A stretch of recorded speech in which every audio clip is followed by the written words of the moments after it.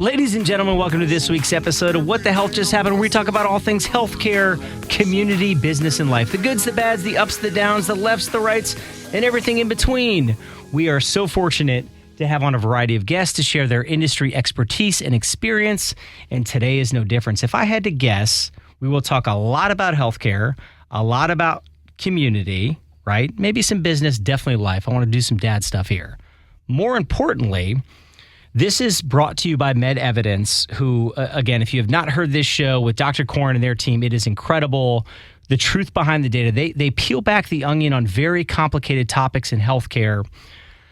Today, we're going to talk about diabetes, right? How it affects, how do you manage it? Let's get to the intro. Ken Amaro worked in broadcasting and television for how long? 42. And 42 years. Yes, sir. Dang, I turned 42 on Sunday. I didn't want to get there. So I've been on TV just as long as you've been alive. You've been around. But now you are a city councilman for District 1 here in Jacksonville. That's correct. Which I'm serving my first term, about a year and a half. First term, year and a half in, local politics. Again, we're going to talk a lot about type 2 diabetes, maybe some type 1 too if it comes in there. How do we manage it? What goes on?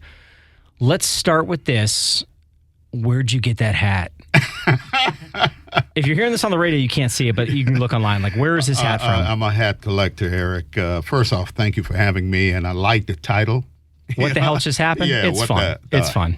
H-E-double-L. No, not. With a T-H, H-E-L-T-H. You could say hell, by the way. I for some reason, I started wearing hats, and it's amazing when I look at old movies and stuff like that. It was nothing unusual in the American culture. Guys wore hats, and they were pretty stylish and impressive and things of that nature. So all of a sudden, I found myself collecting hats. And this one particular brand, a couple of guys in New York, they make this. What's it called? We love shout-outs. It's Bellissimo. Bellissimo. Yeah. Sounds fancy. Yeah, and so I've got my collection of hats. You look sharp. Oh, thank you. Jacket, pocket square, watches, glasses, hat. Like, you look sharp. So broadcasting 42 years. Yeah. Is this radio, TV? Anyone, if you live in Jacksonville, you're going to recognize this man because I did when you walked in. It's mostly television. I started in radio. It's funny, and I was doing weekends on the radio station while I was in college, and what happened was one Saturday I showed up and the staff was gone. I'm like, what? I'm like, what in the world? The regulars, rather, they were gone, and the management had changed the format and got a whole new crew in, and I was just a part-timer, so I was on the weekend, so I was relatively insignificant. But then I started thinking, man, this is a little uncertain here. As much as I love being on radio, so I started making a transition to television. Local TV, news stations, what stations, where'd you bounce around? WTLV, WJXX. I did some part-time work at what is now Channel 17, WJKS. And radio, it was back in the day. I'm going back. When you say back in the day, like what year? I don't know. The 20s, 80. The 30s? Oh, no. Okay. Oh, my God. I was just messing with you, man. 81, somewhere there. Okay. It was, I can hear the call letters in my head. But it was, the slogan was no static at all. It was from the, I don't know if you watch movies like FM. FM? Yeah. I don't know that movie. You don't know that movie? I don't know that. It doesn't matter. Anyway. I will now. There was a movie back in the 80s called FM. And it was about life in the radio business. And the slogan was no static at all. And it was an album-oriented radio station where we played long songs, like In-A-Gadda-Da-Vida, Black Sabbath. Long songs. Yeah. Metallica's got a couple 8-minute songs. Like that, Alice Cooper. You look like an Alice Cooper guy. He's like, I love it. Well, that's it's funny you should say that, because when I took the job, I knew nothing about the music. I'm like, what the heck am I listening to?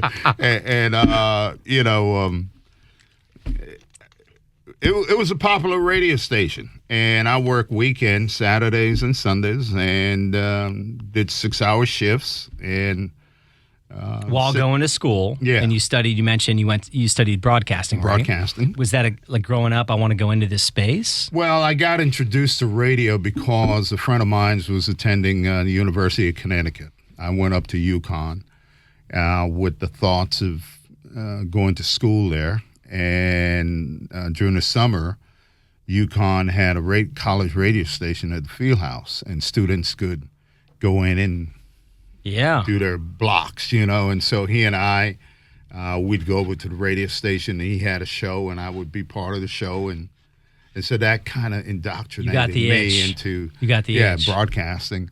Connecticut was too cold. I grew up in the Virgin Islands, and I had moved from the Virgin Islands to Connecticut.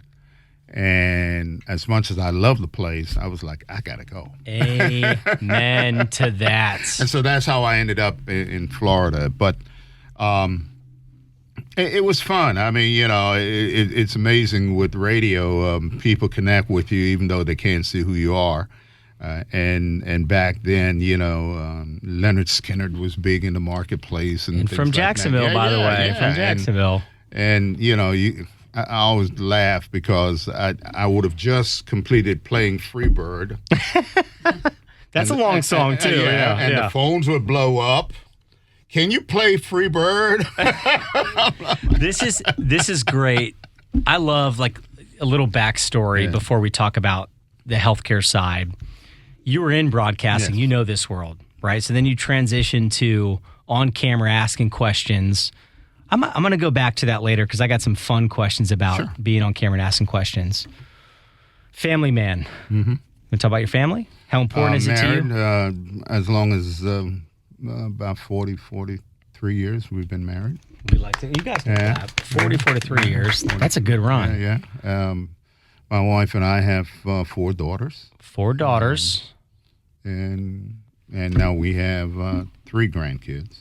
So we talked off air. I said, what do you do for fun? Do you remember what you answered? It was one word. Family. That was it. It's important to me. I don't know what point that evolved as one of the biggest qualities in my life, but it has, and it's important to me. I try to do things, even though my kids are grown, I try to do things as a family with my wife and my daughter. I still have a daughter who lives at home. But I like, again, it's about painting a picture to talk about type 2 diabetes management, which we'll get to. Med Evidence and Encore, how they were involved. But I want everyone to understand, you've been around just a couple years. I'm not calling you old because guess what? I'm old now too. Most of our staff looks at me like you're an old dude. But you've had this incredible career in broadcasting, radio, then television, and now you're in local politics as of a year, right? So was that something you always wanted to do? What triggered that for you to say, let's do this? It's I believe in predestination. That things are you a man of faith? Yes. Okay. As are we. So you can talk about faith openly here. Okay. Predestination. That things are already laid out for you. The roadmap of life. You may take some twists and turns, but you're going to end up where you're supposed to be. And when I retired, it was a significant change, if you will, because for 40 plus years, you get up and you're energized, you're purpose, going, you're driven, community, you're driven financially. Yeah. Well, forget the financial piece, but you're driven. Yes.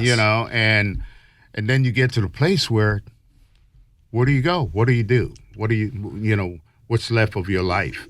Rocking chairs or not, it just doesn't fit into my equation. It's pretty boring. If you will. It's pretty boring. Watching television didn't fit into the metric. What about bird watching? No thanks. And I don't fish. I don't golf. Oh man. So it for me, I was looking for a way to continue being connected to the community. And so this opportunity came up where the incumbent had reached the end of her term. And someone suggested if I would want to serve in that area. And I use the word serve because that's how I look at it, as a vehicle of service. And so I gave it some thought, meditated, prayed, because of the hyper-partisanship in our culture is something that I really want to get into, and I stepped into it. So what year, I promise we'll get to diabetes here in a second, what year did you retire? 21. So 21, and we could talk about code if you want. There's a lot of things that changed. A lot of people retired, changed industries. How long did you take off and realize, like, hey, I got to do something? About 6 months. Maybe. 6 months. Yeah. Was your wife saying, hey, you got to do something. You're driving me nuts? No. My wife was a college professor. And when I retired, she said, I'm retiring as well. She had about 30 years of teaching as a professor under her belt. And so locally? Yeah. Which college? FSCJ. Okay. Yeah. Okay. I got a degree from there, by the way. Yeah. And so she retired. And just as she's retiring, I'm thinking, what can I be doing? And that's how that evolved. And she jokingly tells friends, I'm retired. He's the one that went and got a job. So. This is, again, just painting a picture as we go into. Can I mention both companies? I'm already saying it on air, even though we can edit this. So Med Evidence is a show predominantly, truth behind the data, which I love, taking very complicated topics in healthcare on every sector and section possible, and peeling it back and talking like very complicated stuff. Encore, which is based in Jacksonville, is doing a lot of medical research, which we'll get to in a second, especially after the commercial break, because I got questions I'm pointing over here. You can't see this on the radio. So they set this up. I love it because this is a really important conversation. We're looking at a very successful human being, right? A father of 4, a good husband, a man of faith, a sweet hat wearer, now a grandfather. You had something happen a decade ago. Yeah. What was it? One day I was working and I'm sitting on the anchor desk and I'm looking into the teleprompter, and the words are jumbled, and I'm puzzled. I am like, what's going on? I can look at the paper in front of me. I don't have a problem, but I'm looking at the prompter and blurry or like jumbled words. Just blurry. Something was off. Yeah, yep. just blurry like. And obviously, I became concerned as to what was going on, and at the same time, I noticed that I was going to the bathroom more frequently. Peeing, let's say that. Urinating. Yeah. Just my kids would say number 1, not a number 2. Well, it's like I went an hour ago, and now I got to go again, and it's always urgent. It was always like urgent. Right now. Yeah, I got to go right now. And so blurred vision. This goes back to like signs and symptoms of it. Precisely.